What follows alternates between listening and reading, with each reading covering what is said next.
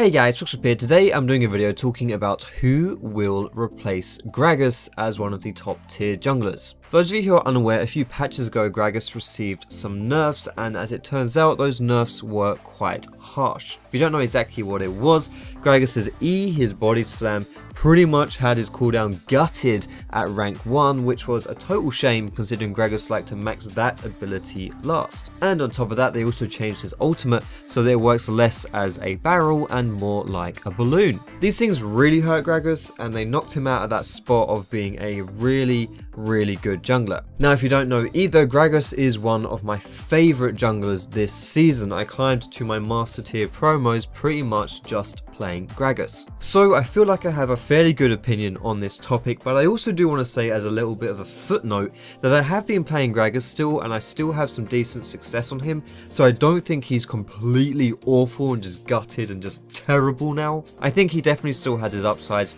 He's still Gragas more or less. It's just that he's really not as good as he used to be, and objectively speaking, if you are equally good at different champions, you'll probably see some more success on those champions, which is what we'll be taking a look at today. But of course, if you're someone like me who's just a dirty one-trick player, as I am with Gragas, then yeah, you might just be better off sticking to the fat man. This video today is being made in partnership with our friends over at ProGuides. They're helping me with the editing of this video. If you are interested in becoming a better player, go check their service out.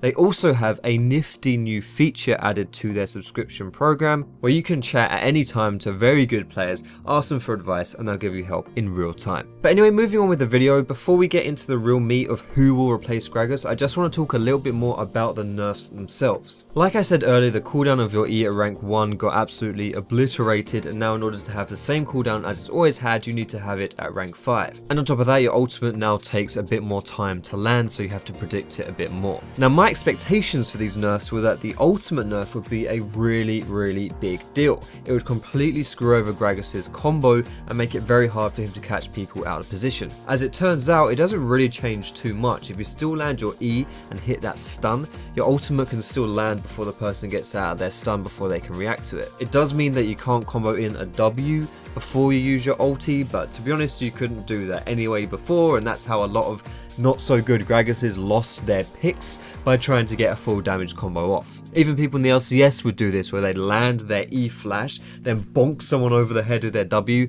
and then try to ult them. By the time that their ult comes through, because they spent all this time bonking, they actually get out the stun and they flash away. Nowadays, if you tried to incorporate your bonk into your damage combo, you'd probably find the enemy player about 10,000 light years away by the time your ultimate lands, so it doesn't really work. The funny thing is about these nerfs is that his E nerf was actually a lot harsher than I was anticipating, at least personally. I was just thinking that it probably wouldn't be a big deal by itself, and if worse comes to worse, so you can just chuck some extra points on your E, maybe max it second, and then reduce the cooldown with those ranks. Surprisingly enough for me, having your E on that higher cooldown was much more impactful than I thought it would be.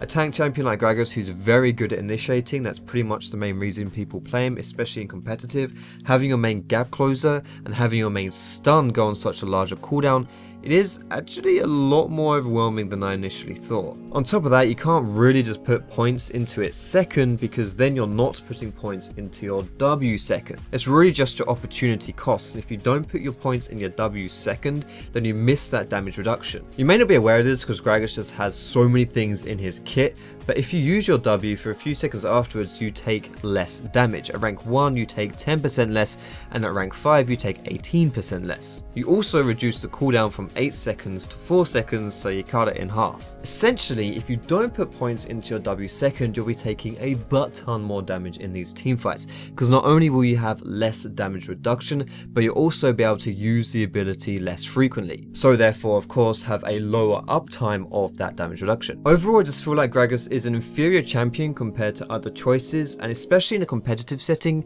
where you really need to min-max the efficiency of your picks, I think there are other champions right now who can fill his role a bit better. And that definitely is saying a lot, because Gragas certainly seems like the type of person who would fill his roles to the brim. So that's what I want to move on to now and talk about some of these champions that will be replacing Gragas, especially in that competitive setting. First things first, when taking a look at who will replace Gragas, we really need to understand the criteria of what Gragas brought to a team in order to see what other champions might bring similar things. The first thing we need to look for is someone that is going to fill that same kind of role that Gragas did. Essentially someone who's going to be quite tanky, quite beefy, that front line. And on top of that, we also need someone that brings to the table similar things that Gragas did. Specifically with him, especially in the competitive scene, Gragas was used a lot for his initiation and engage tools. To a minor scale as well, Gragas also had things like reliable CC, high damage against tanks, good peel, good disengage as well. But I would argue those are more like secondary things, and the main reason why people picked him was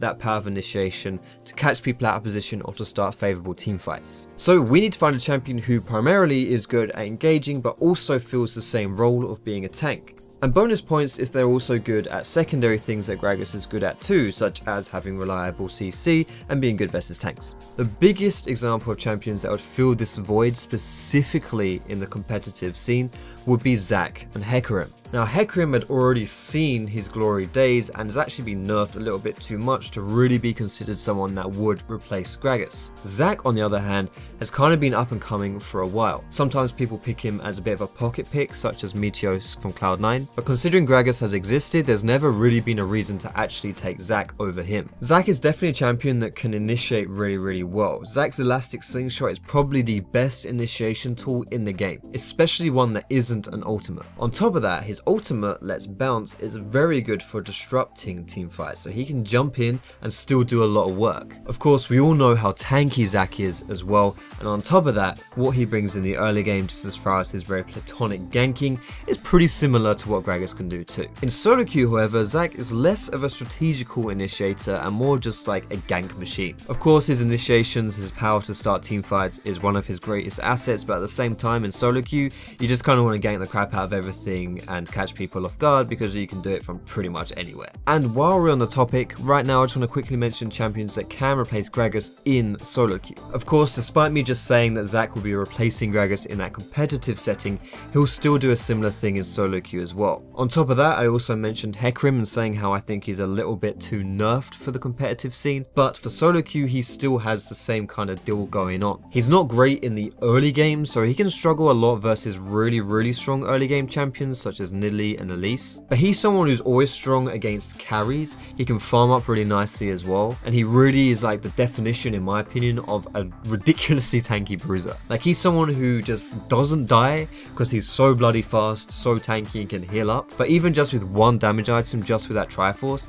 he can take on a squishy no problem. He's also, like Gragas and like Zac, very good at initiating things as well. If you pop your Ghost, you pop your E, you can run in at 10,000 miles an hour, then you pop your ultimate, it's just really hard to get away from a rampaging Hecarim. And lastly, a solo queue champion who fills Gragas' large stinky shoes is, well, Gragas. Like I said in the beginning of the video, I don't think he's really over nerfed to the extent where you just can't play him in solo queue. Especially if you're not playing in like the higher tiers of solo queue, like challenger level, then hey, I mean, Gragas is still functioning as Gragas. He's just not as strong as he used to be. So don't get too disheartened about this video. If you want to play Gragas, just play Gragas. It's alright, mate, you can do it. And hey, if you watch my Road to Masters videos, then you'll know that I still play Gragas and I'm trying to get Masters, so he can't be that bad, right? Then again, I am pretty boosted, so I could be totally wrong. I also wanted to offer some suggestions for champions that you could be playing as an ex-Gragas player if you really don't like the changes to Gragas. Champions that have a similar feel and also a similar